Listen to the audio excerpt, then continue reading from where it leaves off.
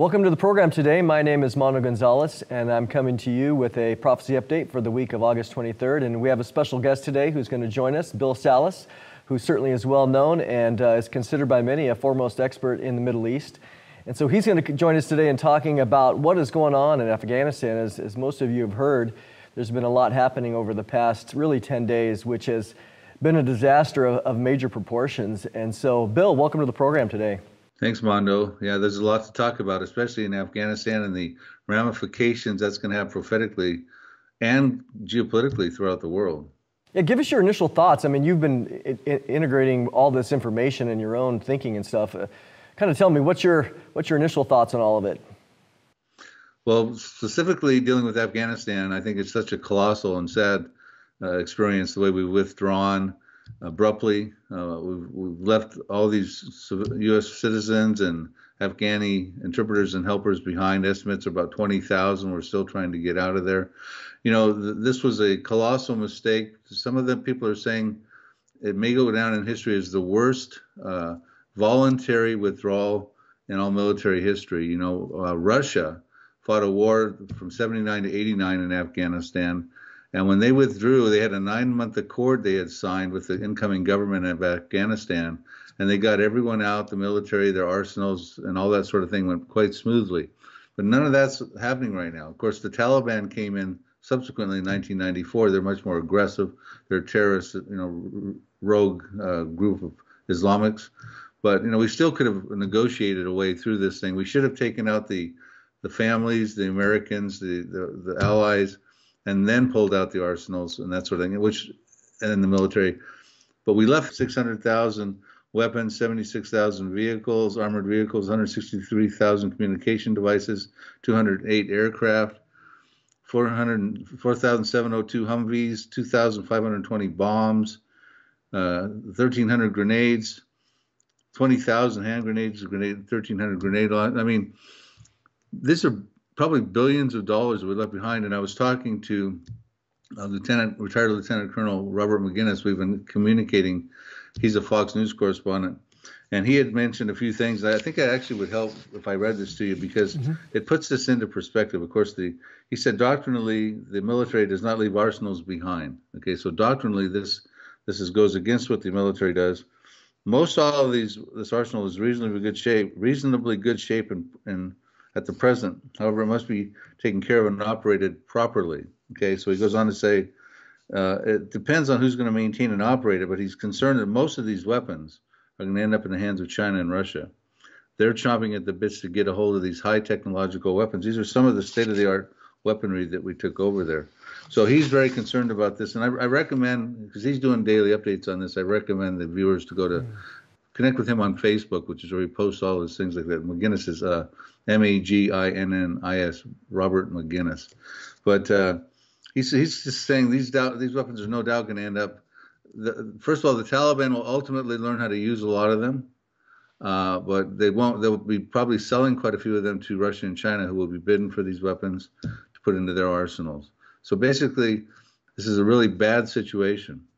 If you will, talk about the shift of balance of power here. You know, one of the articles I read over the weekend was describing how China and others, as you mentioned, are going to have access to the weapons. But in addition, the Taliban has always been looking for, you know, really financial support in what they're doing and trying to go from just a terrorist organization to now running a country. It's been amazing just what a week will do. But China has mentioned that they're happy to come in and make agreements with the new government of Afghanistan, especially as it relates to mining industries for rare earth metals. We know the United States is on record for not having enough rare earth metals for weaponry, for just our industry, our economy as well, and as well as China. China is the leading country in that regard. And now, right there next door, Afghanistan is as well. So they're going to go in there and basically provide millions, hundreds of millions of dollars for the government of Afghanistan, in addition to their opium trade. So that shift of power, they're going to be almost immediately legitimized as a government. Well, they are, and the geopolitical scenario that's now going to probably emerge with the discrediting that a lot of our allies now feel toward America. They see this colossal, terrible withdrawal, the problems that are left behind. And meanwhile, the Taliban, before they get to the point where they're going to look for more international relations and respect, they're going to start killing a lot of people. They're going to start killing Christians. If you have there's already stories that they find a phone with a Bible app on it, that you're going to be killed as a Christian. The theology is, if you're a Christian or you convert from Islam to Christianity, it's your sentence to death. And of course, they're going to be hostile, and you'll be probably seeing more and more graphic images of our allies, of Afghan interpreters, and maybe even U.S. citizens that are, it could get very bad at this point. It's not improving. But ultimately, they're going to firmly, now there's still some fighting going on with the anti-Taliban forces. So it's a province above Bagram, where they haven't taken over yet, and there's some jihadists that are fighting against them, but they have no choice, and they're probably not going to prevail, especially with the arsenals now that we just talked about the Taliban have. But they're fighting. It's either fight or die. And you saw those images of these people flooding the airports, jumping on the planes, on the wheel wells, and stuff like that, because they understand death. Taking a chance, jumping on a wheel well of a plane is better than chance than dealing with the Taliban in the aftermath of what's going on. But they will, once they get in there and take control, they'll try to be a similar type of rogue regime that Iran's got. It'll take them a while to get there. They're not as sophisticated as Iran. They certainly don't have the military intelligence or skills that Iran has, but they're going to move in and try to sell the weapons, hook up with China and Russia and this sort of thing. Russia's interested in them as well. Turkey's interested in Afghanistan as well, because they can see it as a bridge to connect them between Iran and China. Afghanistan's centered in between geographically between Iran and China. So those things are going to be developing, and there's the rogue countries, Russia, China, Turkey.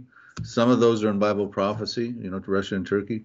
They're going to be starting to take advantage of this, in my estimation. There's going to be places like Taiwan, South Korea, Saudi Arabia, Israel, allies of ours that are going to be very concerned about us having their backs, us supporting them like they were counting on, like they felt comfortable with Donald Trump.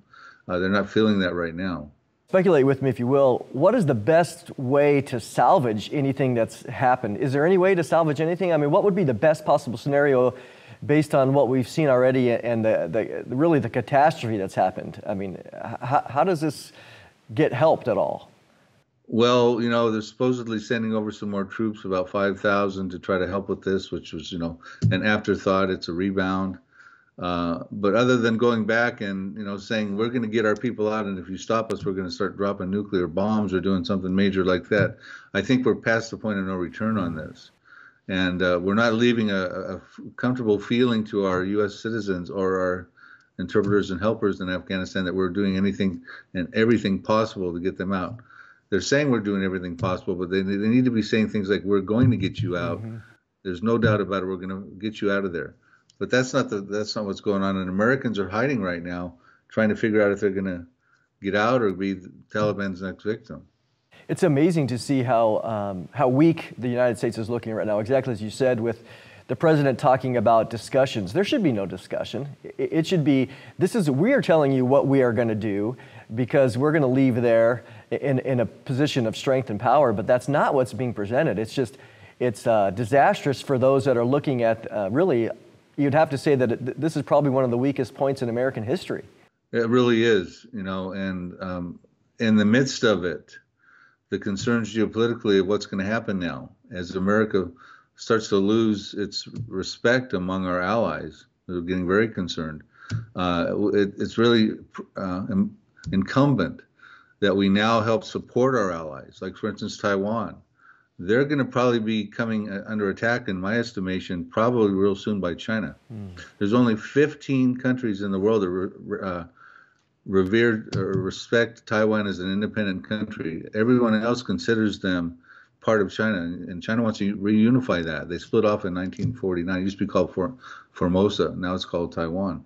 The only European country that looks at Taiwan as an independent country is the Vatican, and they're not really even a European country, right? So that tells you most of the world is thinking that Taiwan belongs to China. And Taiwan is very concerned right now because since Biden became president, there's been heavy amphibious forces moving. Thousands of medium-range rockets are pointed toward Taiwan.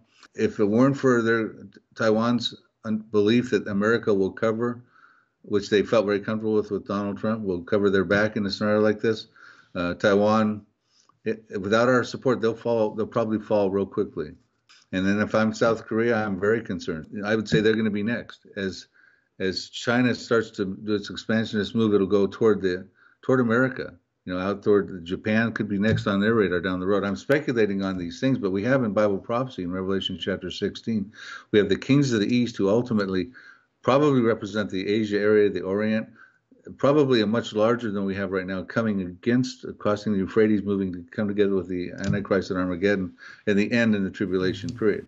So I'm saying we need to really keep an eye on China and what's about to happen over there, because expansion to the west of China takes you through Afghanistan, through Iran, and they've got a Belt and Road Initiative is what they're working on until 2049, which is going to connect China all the way over through to Turkey, which is another reason Turkey's very interested in what's going on with China and what's going on with Afghanistan.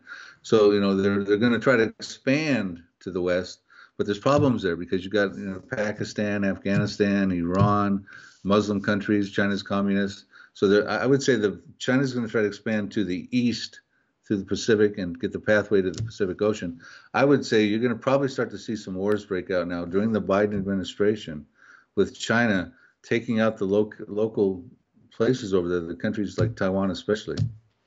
Yeah, if you see the Taliban getting excited, I mean, we know they have their religious ideology for sure, but for them to really look for legitimization with money, finances, making agreements, things always start economically.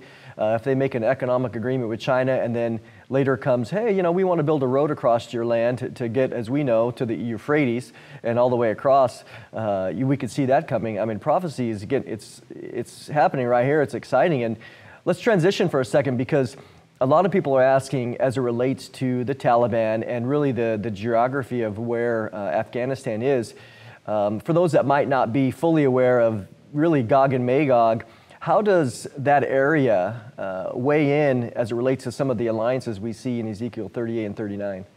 Right. Well, for those who aren't familiar with that prophecy, it's really an important prophecy. And if you read the 52 verses in Ezekiel 38 and 39, they're very self-explanatory. And you can find out all the details, who's coming to invade Israel, why they're coming, the motivation for plunder and booty, who they are, which basically is a consortium of about 9 populations. It would include Russia, Turkey, Iran, some of the North African countries, Libya, Ethiopia, Sudan, probably Morocco and Tunisia, maybe some of the breakaway Soviet Union republics, the southern steppes of Russia, things like that. It's a formidable offense. It's going to come against Israel in the last days.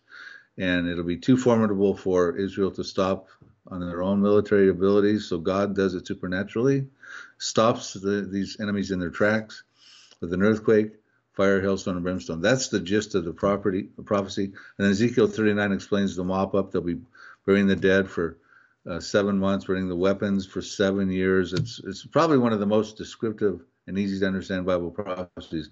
But Afghanistan is not in that prophecy per se. Matter of fact, finding Afghanistan in any Bible prophecy is probably going to be very difficult to do. They were formerly probably most connected to around the time of the Persian Empire, when the Medo-Persian Empire came together. They defeated the Babylonians in 539 BC. That was the Achaemenid, I don't pronounce it right, Achaemenid Empire. It involved the Medes and the Persians, and that would roughly have gone over Iran and Media, which was pretty much Afghanistan. So they've got a history in prophecy and things like that, but their future, I just pretty much see them being run over by the Taliban. But all these things are setting the stage for Bible prophecies. Afghanistan particularly is not involved in the list of members of Ezekiel 38. Neither are, by the way, Hezbollah in Lebanon, Syria, which is still at war with Israel, Iraq, the Hamas, the Palestinians, Jordan. They're all in another prophecy that I'm watching for called Psalm 83. But Afghanistan's not in either of those. But obviously all these things, the pandemic that's going on, the collapsing of our concerns as a country as America, we're falling from superpower status, discrediting ourselves among our allies. Israel's certainly concerned. All these things with the Afghanistan withdrawal and things like that, these things are all leading to, in my estimation, a acceleration of the end times clock. I think we're going to start to see biblical prophecy start to find fulfillment pretty soon. One of the things I see too is, as you mentioned, there not necessarily a direct, Afghanistan is here, but what we do see is the overall weakening of America's superpower strength and really reputation. Because when we do get to Ezekiel 38 and 39, it's fascinating. It's like reading out of the playbook of the United Nations, where you have Sheba and Dedan making this request or this comment in a public forum, making a public protest. Have you come to make spoil? And so they're not doing anything about it, but they're making a protest. And so in one way, as we look at Israel and we see the war against them and the United States seemingly not coming to their defense, maybe making a protest like Sheba and Dedan, but when you see the weakening of America here, you think about the Afghan army going, well, thanks for everything, but they just came in and took over. You guys weren't committed for the long run, and now how many of our people who were allies are going to be killed? And so thanks for what? For nothing. And so even them, if we gave them a public voice, they might say, hey, where were you guys at for the long term? They might be making a protest or maybe not. But we see the overall weakening of America, which again is fulfilling Bible prophecy for the Ezekiel protest to happen, because Israel's alone. I mean, and God comes in and saves them in a dramatic way, but it's not America. You're right. It's not the IDF and it's not the American forces. It's God that stops that. I personally think that in Ezekiel 38:13, you quoted Sheba and Dedan. Sheba would be Yemen, and more than likely Dedan would be Saudi Arabia. It could include some of the GCC states by the Persian Gulf, maybe the UAE and a few others. But it also talks about these two other protesters, which would be the merchants of Tarshish and their young lions. And the theme is merchants. In other words, Russia's coming after the commerce, the plunder, the booty that Israel possesses at this time when Ezekiel 38 will happen, in that future time. And there are people on the sidelines who have commercial interests that are at stake now. And so the merchants of Tarshish are saying, what are you doing, Russia and the young lions and Sheba and Dedan? Are you coming for plunder and booty and great spoil? Because they have contracts, they have interests in that, right? Mm-hmm. So Russia's coming after that. They're concerned. I think the merchants of Tarshish, and I go into great lengths in this in my Now Prophecies book and other things I've done, would represent the UK. And the offshoots of them would include like the young lions or the young villagers. Villages would be America especially. And we've been most involved in the Middle East. The UK has declined, and the sun always sets on the British Empire now, but America has been filling up the void. We've been the ones who've been brokering the peace agreements between Israel and Egypt in 79 with Carter, and then with the one in 94 with Clinton, and Jordan with Hussein. So we've been the one involved. I think we're the ones, because some people say this could be Spain and South America could be the young lions on it. And I think that argument's weak, and I covered that extensively. So if we're in Bible prophecy as America, we seem to be fallen from a superpower status on the sidelines, not helping Israel, but protesting a massive invasion led by Russia, Turkey, and Iran to come get Israel. And so that is very troubling. A lot of us wonder, well, what happens to us between now and then? And I think what we're seeing right now is what's happening to us between now and then. And if you throw in, because that prophecy stage setting, the relationships between Russia, Turkey, and Iran have never been stronger. Mm-hmm. There's still some differences, and it's not quite ready to happen just yet, in my estimation. But there's certainly that prophecy is coming at us like a freight train real soon. So in my estimation, and especially if you have the rapture, I think the rapture might, I can't say this for sure, but I think it might actually happen before Ezekiel 38. What is that going to leave America as? Okay, we're already declining morally and economically and militarily. What if take out all the Christians and the rapture of the true believers? Have China maybe even try to move in on us and somehow get us to try to surrender on love. They don't want to destroy us. They just want to injure us and get us to surrender, right? Because they've got a lot of assets over here. And if they move into the Pacific, start moving forward, they could make Pearl Harbor look like a walk in the park compared to what Japan did at that time. So China's a big deal at this point, as is Russia, as they're starting to build their coalitions together. Yeah, we see too as well, that coincides right in that same passage, the idea of God allowing hooks in the jaw, and you think, well, what is the hooks in the jaw? And there's a variety of perspectives, but there's no doubt that if America, which has been really the sole defense of Taiwan and other places, is sidelined or weakened, which we're seeing now, they could be like, hey, you know what? Look at that. America didn't do anything about this. They didn't jump in here. Maybe they've come to a really pacifist mentality. They don't get entangled in other things. So, hey, what are they going to do? And as we know from Russia, they went into Crimea, and what did we do?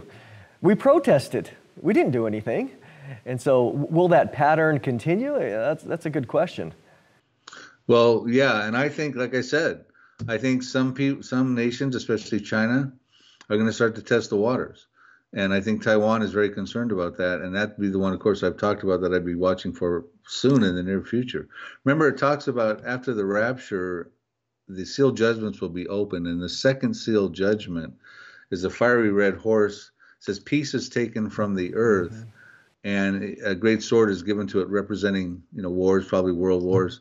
And of course, I'm not going to say China is the red horse, but China's color nationally is red. I think they could be involved in activities that may even be prophetic, dealing with the second seal down the road. I'm not saying for sure, but I'm just saying we need to watch China right now. They have been building their army.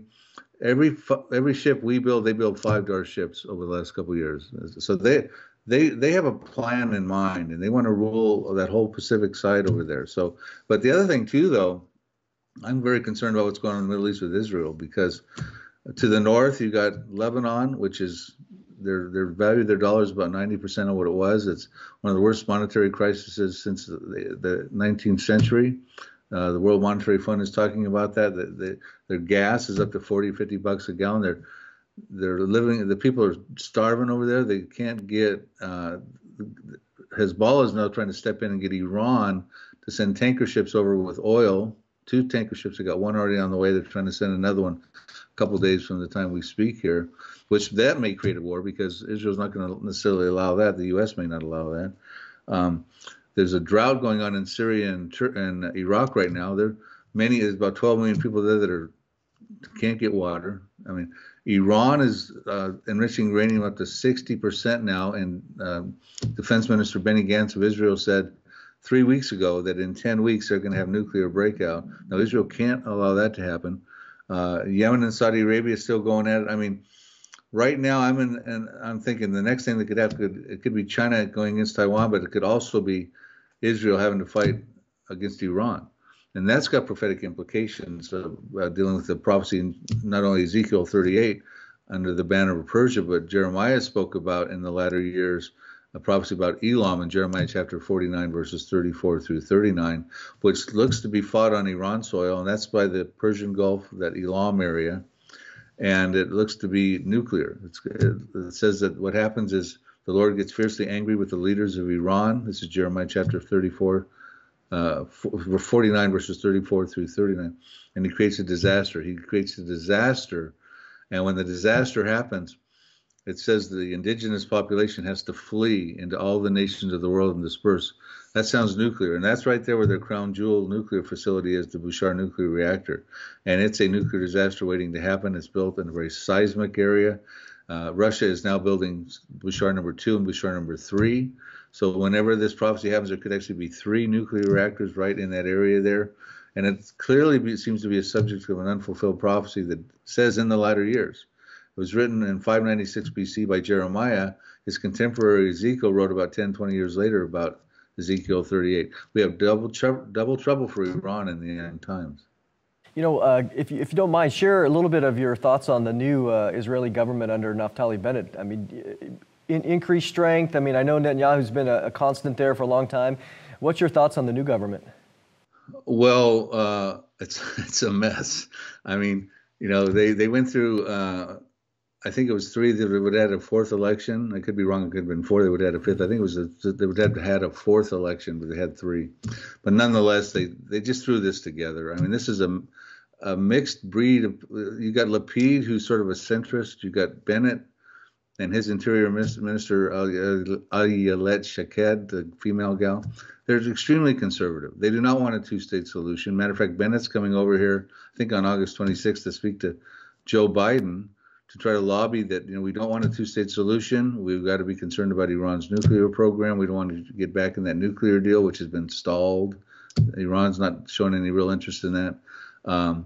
Concerns about Iran and the Palestinian state, et cetera, that sort of thing. And also Bennett is pushing to build housings in the Area C of the West Bank, which the Biden administration, following his predecessor Obama and Clinton and other presidents, have said, we want you to free settlements. We do not. It's not productive to the peace plan, the Palestinian state, to build in those settlements. So, this is not going to go anywhere in my estimation. Bennett's going to come over here and lobby. Lapid is already saying he doesn't mind a two-state solution. Ayelet Shaked came out recently and said when he's prime minister, because they're going to share prime ministerial periods together, she said the coalition will disband the minute he starts talking about a two-state solution and that sort of thing. I think they're going to wrangle around politically. They're going to try to talk to Biden. They're going to try to negotiate what they can with whoever they can. But I think what's going to ultimately happen is they're going to go after Iran. Mm-hmm. They're going to go after that nuclear program, and it's going to create Iran calling its proxies against Israel. I think Israel at that point is going to take out Damascus out of necessity. Isaiah 17, because Syria, or Damascus is the capital of Syria, is in a prophecy. And Isaiah 17 says, Damascus will one night cease from being a city. It'll be a ruinous heap. And I think that's going to be a result of this escalating things that will happen with perhaps the Jeremiah 49 prophecy, getting into the Isaiah 17 prophecy. There's all kinds of other prophecies involved. I get into them in the now prophecies that ultimately I think have dovetail into Psalm 83, also the prophecy about the Arab confederacy that comes against Israel. It sure seems like Bennett is much more hawkish as it relates to his not only ability, I mean, Israel has their ability for sure, but his willingness to go out beyond what would be normal, that maybe would have had some restraints from Netanyahu. But he seems certainly willing, with Benny Gantz there as well, talking about, hey, we will do what it takes, whether anybody else is with us or not. Those are some pretty strong words. And with all the latest, the bombings they had within Syria a few weeks ago, and then even Russia's response of being irritated, but yet they haven't backed off their the war of words in their willingness. And it seems to be that Naftali Bennett would do something more than what Netanyahu would be comfortable and safe doing. Well, he has the reputation of being more hawkish than Netanyahu. Why he lined himself up with Lapid, I don't quite frankly understand. I think it was sort of an act of desperation. It's a mixed bag of a coalition over there.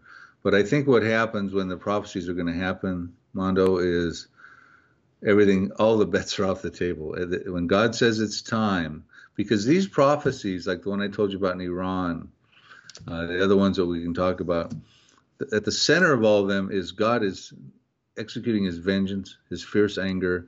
It says there'll be a disaster in Iran in Jeremiah 49. I was talking about my fierce anger. In other words, I'm causing the disaster because of my fierce anger.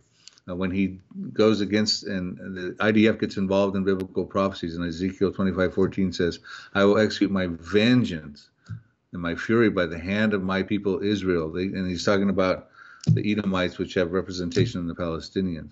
And you go through all these different prophecies. God's got to deal with that stuff. His foreign policy is still effectually intact. And I'm thinking right now with the Biden administration in here, cowering, pulling out of Afghanistan inappropriately. I think this is the time this stuff could start to happen. There's no doubt that as we look at Scripture and take it straight forward, that I don't think that God has a reputation of allowing any of his words to fail or to be left unfulfilled. Certainly as we look, he will fulfill it. It's going to come to pass. Jesus made the comments. But Bill, thank you for your time today. Really appreciate it. You bringing your expertise in on what's going on in the Middle East for sure. We're certainly going to be watching. And if you're new to this program, we invite you to continue to see our prophetic updates every week. And as always, I mean, the goal is to point each of us to seeing Scripture being fulfilled, and ultimately to the promises that Jesus made about salvation through him alone. So, if you're on the fence about some of these things, we encourage you to look into it more. Find a church, open your Bible up, read, learn about the gospel. I mean, that is the only way of salvation for anybody in this world. And so, again, Bill, thanks for being here with us, and we look forward to seeing you in a few weeks.